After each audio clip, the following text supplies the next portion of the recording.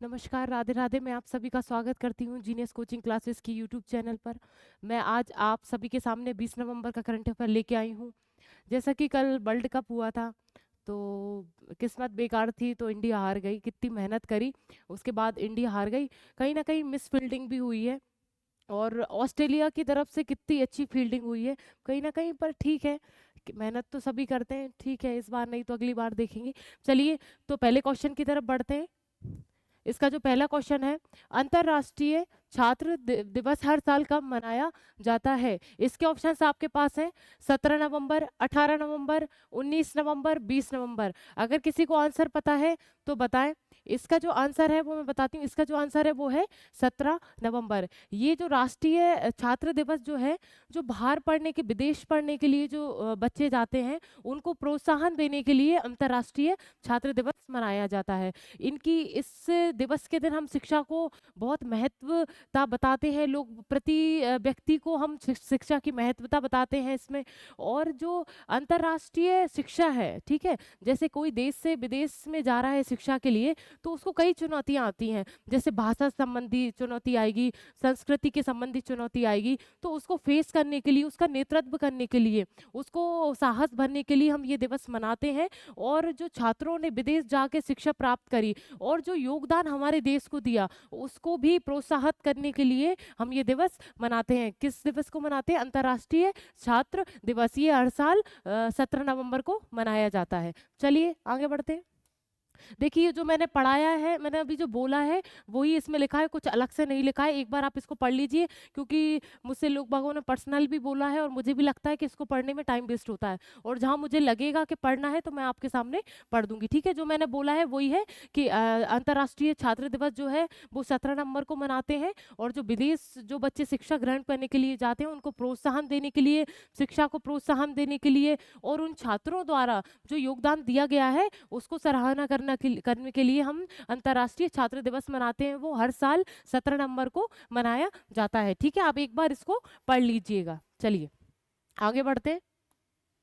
अगला क्वेश्चन है, राष्ट्रीय मृगी दिवस प्रतिवर्ष कब मनाया जाता है? इसके ऑप्शंस आपके सामने हैं: 15 नवंबर, 16 नवंबर, 17 नवंबर, 18 नवंबर। इसका जो आंसर है वो है 17 नवंबर। राष्ट्रीय मृगी दिवस जो है 17 नवंबर को हम मनाते हैं। इसकी जो शुरुआत है निर्मल सूर्या जो डॉक्टर हैं उन्होंने की है। डॉक्टर निर्मल सूर्या ने इसकी शुरुआत की है। ठीक है, और जो मिर्गी है वो, इसका उपचार एक सर्जरी भी होता है और दवाइयों से भी इसका उपचार किया जाता है। पर एक ये अस्थायी बीमारी है, ऐसा कुछ नहीं है कि ये परमानेंट चलने ही वाली है। ये एक मानसिक विकार होता है। ठीक है, जैसे बिजली का विस्फोट होता है एकदम से, बहुत कहीं ना कहीं हमारे मस्तिष्क में, हमारे मस्तिष्क, आप सभी को पता है कि मस्तिष्क ही आदेश करता है कि हम क्या काम करें क्या नहीं करें। अगर मस्तिष्क बंद हो जाएगा तो हम शारीरिक रूप से भी विकलांग हो जाएंगे, क्योंकि यहाँ मस्तिष्क में हमारा एक विस्फोट होता है, विद्युत विस्फोट होता है, वो बहुत हल्का होता है। उसके कारण हमारी पूरी तंत्रिकाएं काम करती हैं। और अगर ये विस्फोट बहुत तेजी से हो जाए तो ये मिर्गी का रूप ले लेता है। और ये बहुत प्रकार के होते हैं। जैसे अगर किसी को मिर्गी होगा तो वो कभी देखते कंटिन्यू देखने ही लग जाता है, एक तरफ ही देखता रहता है। कोई आपने देखा हो, ऐठन हो जाती है पूरे शरीर में, नीचे गिर जाता है, मुंह से झाग निकलने लगता है। तो कई प्रकार की मिर्गियां होती हैं। तो ये जो राष्ट्रीय मिर्गी दिवस है जो हम 17 नवंबर को मनाते हैं, इसका उद्देश्य ये है कि जागरूक करना, इस रोग के प्रति, इस विकार के प्रति जागरूक करना। जो मिथ फैले हुए हैं, गलत गलत जो धारणाएं फैली हुई हैं, उसके प्रति जागरूक करना और सजग करना कि इसके क्या उपचार हो सकते हैं, इसके क्या लक्षण है। उसको पहले बीमारी होने से मतलब एक दो बारी हो उससे ही पहले हम पहचान जाएं कि ये मिर्गी है। किसी किसी को तो पता ही नहीं होता कि हमें मिर्गी के शिकार हैं। ठीक है, तो ये अस्थायी बीमारी है और किसी किसी को लंबे समय तक भी चल सकती है। तो इसके प्रति जागरूकता लाने के लिए हम राष्ट्रीय मिर्गी दिवस मनाते हैं 17 नवंबर को। ठीक है, और सबसे पहले जो एपिलेप्सी डेवलपमेंट ऑफ इंडिया जो है, उन्होंने ये दिवस मनाना स्टार्ट किया था। किसने? लेपिलेप्सी डेवलपमेंट ऑफ इंडिया, ये हमारे इंडिया की एक संगठन है, उसने ये दिवस मनाना स्टार्ट किया था। और इस दिवस के जो निर्माता हैं वो डॉक्टर निर्मला सूर्या है। ठीक है, चलिए अगले आगे बढ़ते हैं। ये जो मैंने बताया है वही है, आप एक बार पढ़ सकते हैं, ठीक है। और जो मैंने पॉइंट आप वीडियो को पुश करके आप एक बार या फिर एक बार अच्छे से सुन के आप नोट डाउन करें जो मैंने बोला है, ठीक है। और ये जो वही है जो नॉर्मल सी बातें लिखी हुई हैं, फिर भी आपको पढ़ना है तो एक बार आप पढ़ सकते हैं। चलिए तीसरे क्वेश्चन की तरफ बढ़ते हैं। तीसरा क्वेश्चन है, हाल ही में एशिया और प्रशांत के लिए WAOH क्षेत्रीय आयोग का 33वां सम्मेलन कहाँ हुआ है? इसके ऑप्शंस आपके पास है, टोक्यो, नई दिल्ली, पेरिस, इनमें से कोई नहीं। इसका आंसर बताइए क्या होगा?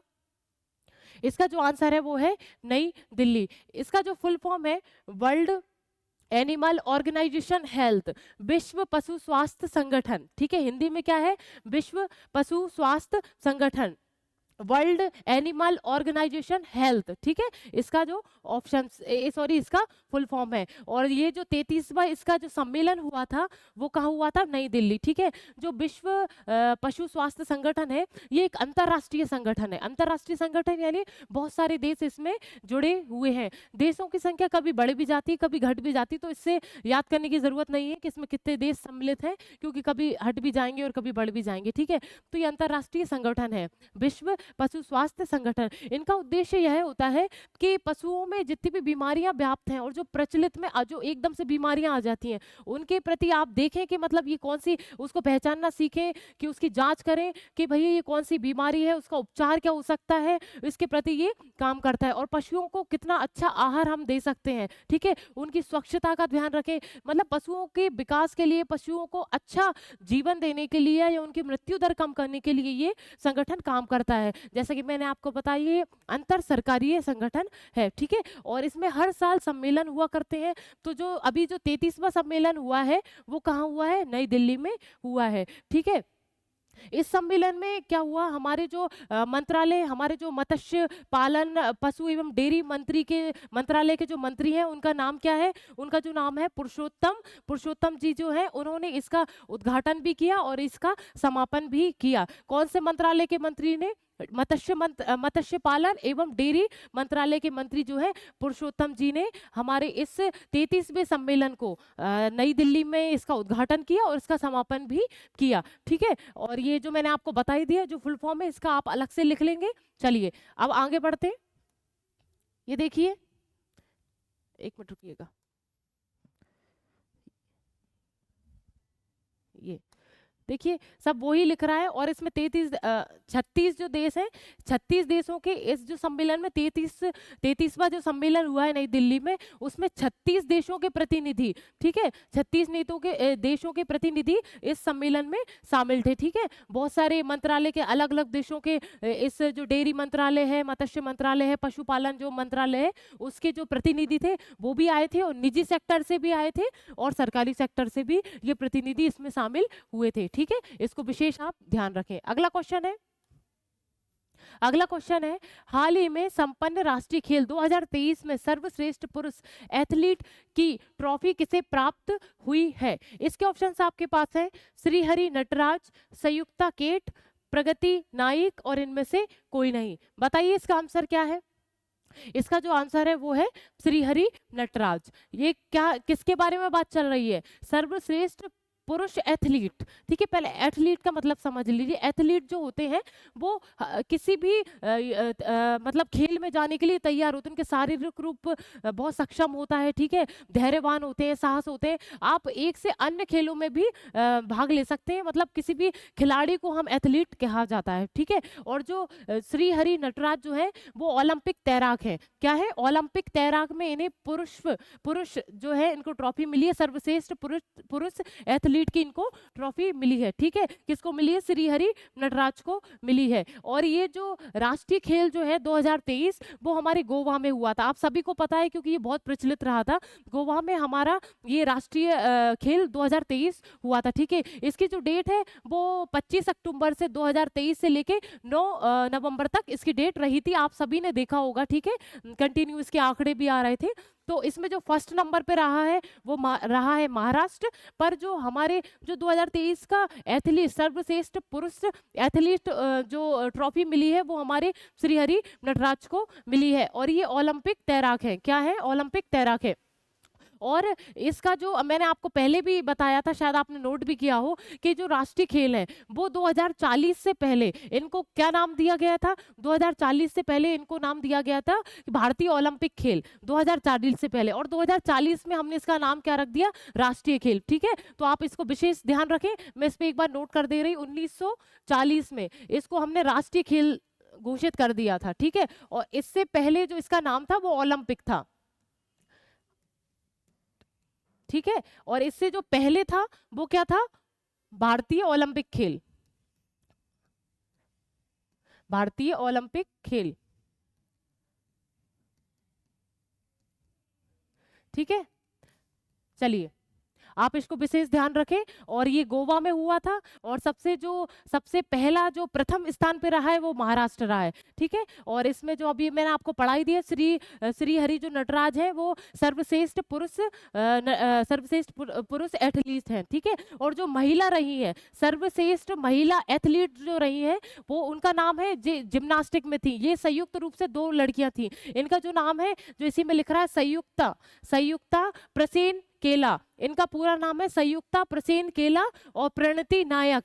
प्रति नायक जो है संयुक्त रूप से महिला सर्वश्रेष्ठ एथलीट रही हैं। ठीक है, ये किस ओलंपिक में? ये जो ओलंपिक है ये जिम्नास्टिक है। जिम्नास्टिक यानी शरीर का बैलेंस बनाना। ठीक है, शरीर आप कितने अच्छे से बैलेंस बना सकते हैं, इसमें आपको समर्पण भी चाहिए, शरीर का एक बैलेंस भी चाहिए, तो बहुत सारी चीजें हैं, शरीर संगठन के ऊपर है। ये क्या है? जिम्नास्टिक, ओलंपिक जिम्नास्टिक में इनको ये ट्रॉफी प्राप्त हुई है। चलिए आगे बढ़ते हैं।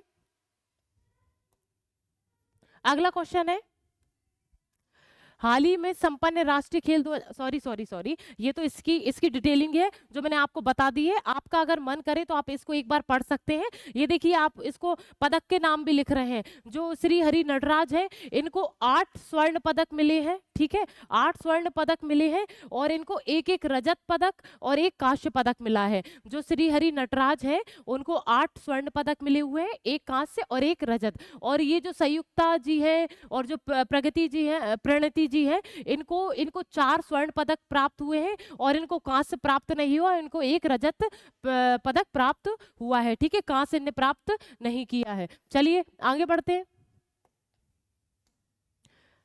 अगला क्वेश्चन है, हाल ही में कहा मोरारजी देसाई राष्ट्रीय योग संस्थान में अतिरिक्त योग थेरेपी कक्ष का उद्घाटन किया गया है? इसके ऑप्शंस आपके पास है, हैदराबाद, कोलकाता, नई दिल्ली, इनमें से कोई नहीं। बताइए इसका आंसर क्या है?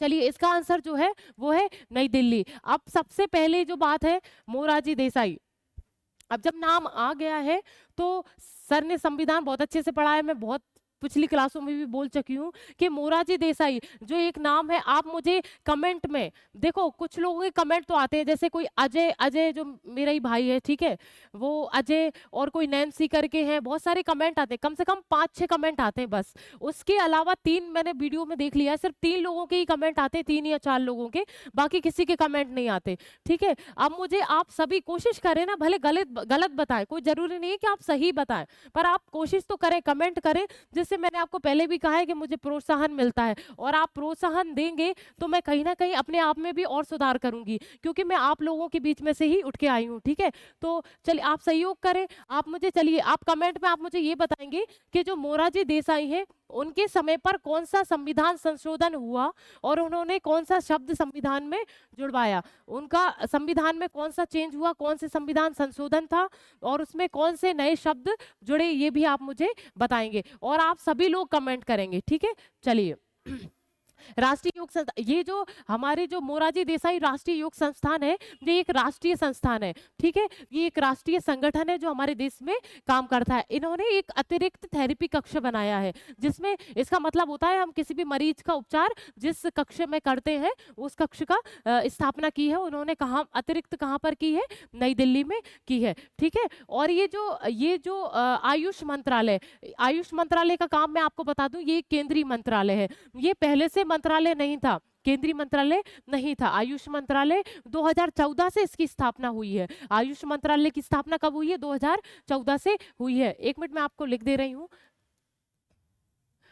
आयुष मंत्रालय की स्थापना जो हुई है 2014 में हुई है, 2014 में इसकी स्थापना हुई है। ठीक है, ये इसका जो कार्य है, जो प्राचीन चिकित्सा है, प्राचीन चिकित्सा है जिसको हम भूलते जा रहे हैं। ठीक है, अभी आपने देखा होगा सब इंग्लिश दवाइयां ली जा रही, इंग्लिश इलाज किया जा रहा है, पर नहीं, इस मंत्रालय का उद्देश्य ये है कि जो प्राचीन चिकित्सा है उसको कायम रखना, ठीक है, उसका संरक्षण करना। तो उसी के अंतर्गत ये मोरारजी देसाई जो है संगठन वो काम करता है। ठीक है, और इसी के लिए अतिरिक्त कक्ष हमने बनाया है, कहाँ, नई दिल्ली में। और आयुष मंत्रालय के जो मंत्री हैं उनका नाम है सर्बानंद सोनोवाल। ठीक है, चलिए इनका नाम क्या है, और मैं आपको जो मंत्रालय के जो मंत्री बोलती हूँ वो आप अलग से लिखे, मैंने आपको बहुत बार बोल दिया है, जो फुल फॉर्म है उनको अलग से लिखें, और जो मंत्रालय के मंत्री है वो भी अलग से लिखें। हालांकि मंत्रालय के मंत्री बदल जाते हैं पर फिर भी अभी तो फिक्स है।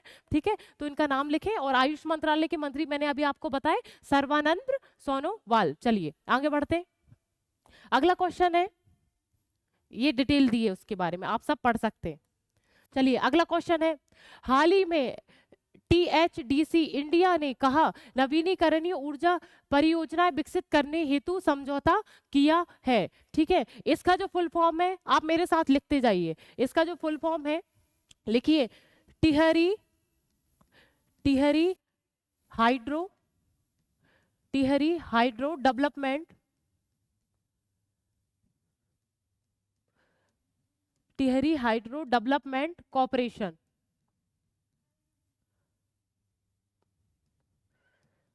कॉर्पोरेशन, ठीक है, ये इसका फुल फॉर्म है। इंडिया ने, मतलब एक जो संस्था है टिहरी हाइड्रो डेवलपमेंट कॉर्पोरेशन, ये एक संस्था है, इन्होंने कहां पर नवीनीकरण ऊर्जा का परियोजना स्थापना की है। ये आपके पास ऑप्शंस हैं, इसके ऑप्शंस आप सुन लीजिए, केरल, कर्नाटक, छत्तीसगढ़, उत्तराखंड। बताइए इसका आंसर क्या है, क्योंकि ये तो मुझे लगता है सभी को पता होना चाहिए, क्योंकि ये अभी चर्चा में था, कुछ दिन पहले चर्चा में था। ठीक है, मुझे आप राज्य बताइए कि ये किस राज्य के साथ नवीकरणीय ऊर्जा परियोजना स्थापित करना चाह रहा है। चलिए मैं बताती हूँ, इसका जो आंसर है वो है कर्नाटक। इसका फुल फॉर्म आप लिख लीजिए, टिहरी हाइड्रो डेवलपमेंट कॉर्पोरेशन। ठीक है, चलिए, जो कर्नाटक में स्थापित हो रहा है। नवीनीकरण ऊर्जा, जैसे आप जानते हैं कि एक बार अगर ये ऊर्जा समाप्त हो गई तो इसका हम नवीनीकरण कर सकते हैं, दोबारा भंडारण कर सकते हैं। ठीक है, इसी परियोजना के तहत हमने कर्नाटक में यह संयुक्त परियोजना लिंक की है। ठीक है, चलिए हालांकि के कोई, देखिए मैं आप इसकी डिटेलिंग में आपको थोड़ा सा पढ़ा दे रही हूँ, जैसे आपको समझ में नहीं आएगा। चलिए पढ़ते हैं इसकी detailing. Tehri hydro development corporation limited, THDC, जो अभी हमने आपको पढ़ाया, ठीक है, ने कर्नाटक में नवीनीकरणीय ऊर्जा परियोजना के विकास के लिए बेंगलोर में केपीसीएल आप लिखिए, मैं लिखवाती हूँ इसका फुल फॉर्म, कर्नाटक पावर, एक मिनट रुकिएगा,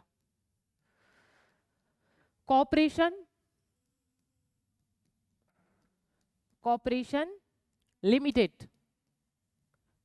हालांकि इनका फुल फॉर्म आपको जानने की जरूरत ज्यादा है नहीं, इनका फुल फॉर्म आपको जानने की जरूरत है नहीं, पर फिर भी एक बार आप अपने मन की तसल्ली के लिए इनका फुल फॉर्म लिख लीजिए। वैसे कोई ज्यादा इशू नहीं है, क्योंकि कर्नाटक के साथ हमने ये लिंक किया है, ये योजना संयुक्त की है, तो इसलिए इसका ये बेंगलोर में, ठीक है, कर्नाटक के बेंगलोर में क्या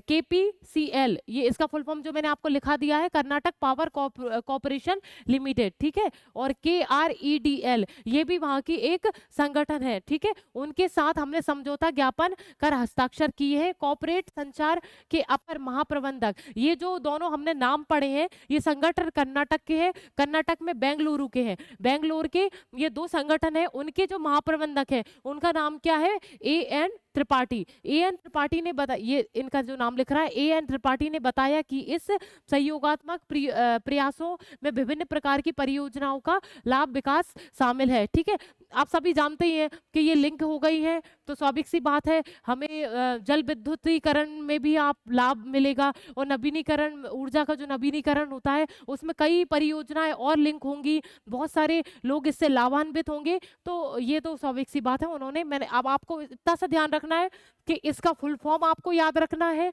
और किस राज्य के साथ इनने लिंक की है वो है कर्नाटक। ठीक है, ये याद रखना है और रफली आपको ये याद रखना है। इनका फुल फॉर्म जरूरी नहीं है, मैं बार बार बोल रही हूँ, पर फिर भी आपको ये एक बार थोड़ी सी माइंड में रखना है, ठीक है। इसके साथ हमने नवीनीकरण परियोजनाएं लिंक की है, किसने की है? टेहरी हाइड्रो डेवलपमेंट कॉर्पोरेशन ने, ठीक है। चलिए अगला क्वेश्चन है, हाल ही में राष्ट्रीय जन सहयोग एवं बाल विकास संस्थान ने कहा पोषण भी पढ़ाई भी पर प्रशिक्षण कार्यक्रम आयोजित किया है। इसके ऑप्शंस आपके पास है, ग्वालियर, जबलपुर, भोपाल, इंदौर। बताइए इसके आंसर क्या है? इसका जो आंसर है वो है इंदौर, ठीक है। कौन सी है? देखिए आप इसको पढ़िए, पोषण भी पढ़ाई भी, ठीक है। इसका लोगो क्या है? पोषण भी और पढ़ाई भी। ये हमने जो कार्यक्रम आयोजित किया है वो है हमने इंदौर में किया है। देखिए इसका उद्देश्य जो है बाल विकास जो आयोग है, बाल विकास जो संस्थान है, उन्होंने इसको, जब हम आंगनबाड़ी, आप समझ लीजिए आंगनबाड़ी पोषण हम वहीं बात करते हैं आंगनबाड़ी से, और बच्चों का पोषण अत्यधिक आवश्यक है, ठीक है। तो आंगनबाड़ी कार्यकर्ता और भी उनसे थोड़ी सी बड़ी जो कार्यकर्ता, उस लेवल से कार्यकर्ता, उसके ऊपर जो आंगनबाड़ी में जो कार्यकर्ता होती है उसके ऊपर एक और लेवल होता है, उन लोगों को हम टीचिंग का प्रशिक्षण दे रहे हैं, उन लोगों को हम टीचिंग का प्रशिक्षण दे रहे हैं। क्यों? क्योंकि वो लोग पोषण ध्यान रखती हैं, बच्चों का पोषण, आंगनबाड़ी में पोषण का अत्यधिक ध्यान रखा जाता है। पर उसी के साथ हम उनको अगर टीचर की ट्रेनिंग देंगे, उनको अगर हम टीचर के रूप में प्रशिक्षित करेंगे, तो कहीं ना कहीं हम बच्चे को सिखा भी पाएंगे और उनका पोषण भी कर पाएंगे, ठीक है। सेहत बनाने के साथ साथ मानसिक रूप से भी हम उनको तैयार कर पाएंगे। तो ये हम इंदौर में इस प्रशिक्षण का आयोजन किया जा रहा है। और मैंने यहाँ भी सुना था कुछ कार्यकर्ताओं को टीचिंग का प्रशिक्षण दिया जा रहा है, ठीक है। तो ये उस कार्यक्रम की ओर बढ़ रहे हैं। किस कार्यक्रम की ओर बढ़ रहा है? पोषण भी और शिक्षा भी, यानी पढ़ाई भी, ठीक है। चलिए ये उसका डिटेलिंग लिखा हुआ है, ठीक है। चलिए चलिए अगला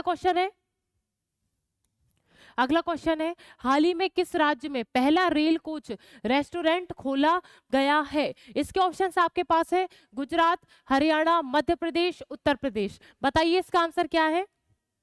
इसका जो आंसर है वो है गुजरात, ठीक है। पहला रेल कोच, यानी रेल कोच के जो कोच होते हैं, डिब्बे होते हैं, उसमें रेस्टोरेंट खोलना, ठीक है। उसमें आप सभी को खाने माने की चीजें मिलेंगी। तो ये किसने खोला है? किस राज्य ने? गुजरात राज्य ने, ठीक है। एक देखिए जो केंद्रीय रेल जो सेवाएं हैं, उसकी एक सहायक क्या है? पश्चिम रेल जोन।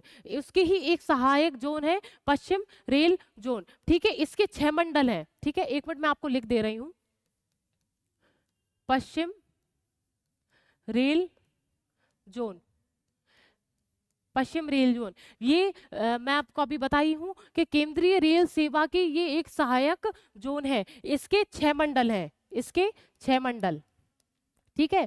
तो गुजरात और पश्चिम रेल जोन ने संयुक्त लिंक किया है और रेल कोच रेस्टोरेंट इन्होंने स्थापित किया है। किसने किया है? गुजरात और पश्चिम रेल जोन ने ये स्थापित किया है। अब इसके 6 मंडल हैं, ठीक है। इसके 6 मंडल हैं, जैसे मुंबई, बड़ोदरा, अहमदाबाद, रतलाम, राजकोट, भावनगर, ये 6 इसके मंडल हैं। इसके 6 मंडलों में से एक कौन सा मंडल? राजकोट। इसके 6 मंडलों में से, मतलब पश्चिम रेलवे जोन के 6 मंडलों में से पहला, मतलब एक कोई मंडल है राजकोट, जो गुजरात में है, ठीक है। राजकोट रेल मंडल गुजरात में है। ये दोनों लिंक करके हमने क्या किया है? रेल कोच रेस्टोरेंट स्थापित किया है। इनका कहना है, आप सभी मुझे अब इसमें आप दोबारा कमेंट करेंगे कि रेल मंत्री अभी तत्काल में कौन है। मैं आपको बहुत बार बता चुकी हूँ, अभी आप मुझे कमेंट में बताएं कि रेल मंत्री कौन है तत्काल में, ठीक है। तो उन्होंने उन्होंने ये कहा है कि जो पुराने डिब्बे हैं उनका हम सदुपयोग कर सकेंगे इस व्यवस्था से। रेस्टोरेंट बना के, स्वाभाविक सी बात है, जो पुराने डिब्बे हैं उनका उपयोग हो सकता है और रेल की जो सेवाएं हैं उसकी आमदनी है वो भी बढ़ेगी। चलिए, आप मुझे रेल मंत्री के, तत्कालिक रेल मंत्री का आप मुझे नाम लिखेंगे, ठीक है। और जो राजकोट अभी चलो इसकी डिटेलिंग आप थोड़ा सा पढ़ लीजिए, जिससे आपके माइंड में थोड़ा सा बैठ जाए। देखिए, हाल ही में एक मिनट रुकिएगा।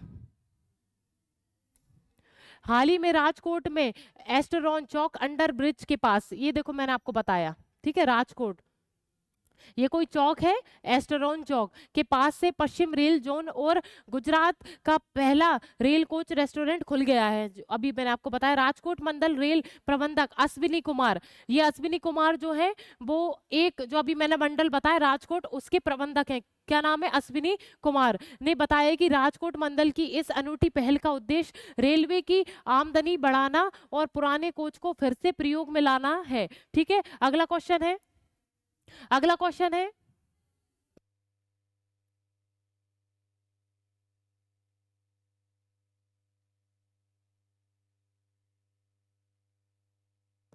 चलिए अगला क्वेश्चन है, अगला क्वेश्चन है, हाल ही में नीति आयोग ने कहा हरित विकास संधि पर कार्यशाला आयोजित की गई है। ठीक है, संधि पर कार्यशाला आयोजित की गई है। इसके ऑप्शंस आपके पास है मुंबई, वाराणसी, नई दिल्ली, लखनऊ। बताइए इसका आंसर क्या है?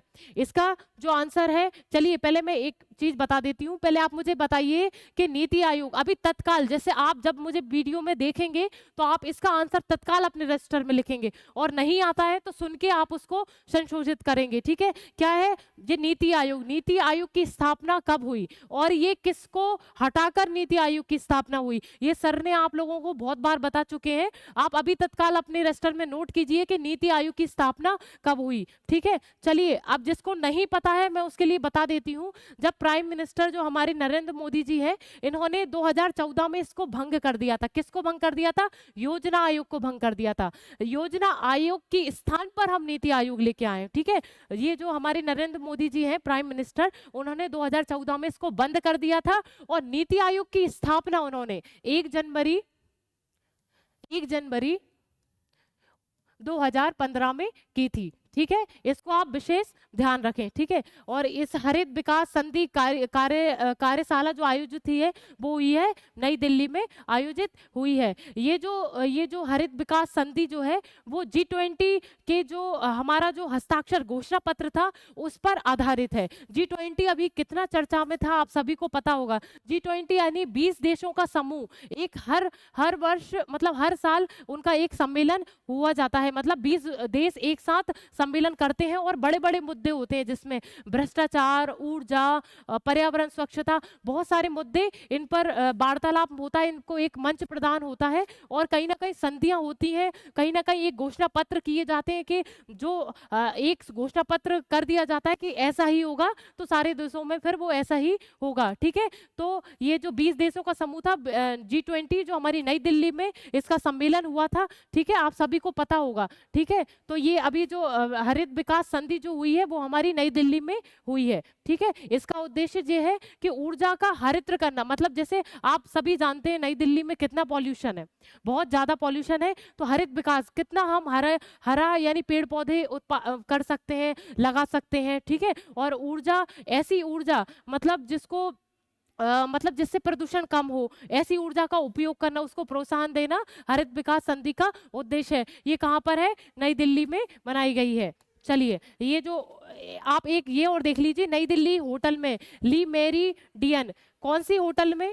इसकी जो कार्यशाला है वो कौन सी होटल में है? वो है ली मेरीडियन। ठीक है, कौन सी होटल में है? ली मेरीडियन। ठीक है, दिल्ली की, आप विशेष ध्यान रखें इसको। और जो मैंने अभी आपको बताया वो ही लिख रहा है, फिर भी आप अपनी मन की तसल्ली के लिए इसको एक बार पढ़ सकते हैं। इसका अब लास्ट क्वेश्चन है, आज का लास्ट क्वेश्चन है, हाल ही में 2022 में रिकॉर्ड कितने मिलियन लोगों में टीबी का पता चला है? इसके ऑप्शंस आपके पास है 5, 7.5, 8 और 9। बताइए बताइए इसका आंसर क्या है? इसका जो आंसर है 7.5। ठीक है, चलिए इसमें कोई ज्यादा कुछ खास नहीं है, इसको मैं इसी में पढ़ा दे रही। विश्व स्वास्थ्य संगठन की 2023 वैश्विक टीबी रिपोर्ट से यह बात सामने आई है कि 2022 में दुनिया भर में 7.5 मिलियन लोगों में तपेदिक का पता चला है। ये 2023 में रिपोर्ट आई है और ये जो रिपोर्ट है वो 2022 की है। 7.5 मिलियन लोगों को टीबी की बीमारी है और ये कौन से जीवाणु से होता है? Mycobacterium tuberculosis. ठीक है, माइक्रोबैक्टीरियम ट्यूबरक्लोसिस ट्यूबरकुलोसिस जीवाणु से ये टीबी रोग होता है और ये 7.5 मिलियन लोगों में बताई गई है। ठीक है, यह आंकड़ा 1995 के बाद सबसे अधिक है। 1995 के बाद यह आंकड़ा सबसे अत्यधिक है कि 7.5 मिलियन लोगों को टीबी हुई है। ठीक है, 1995 के बाद कभी अभी इतना आंकड़ा नहीं आया था, पर 2023 में ये आंकड़ा आ चुका है।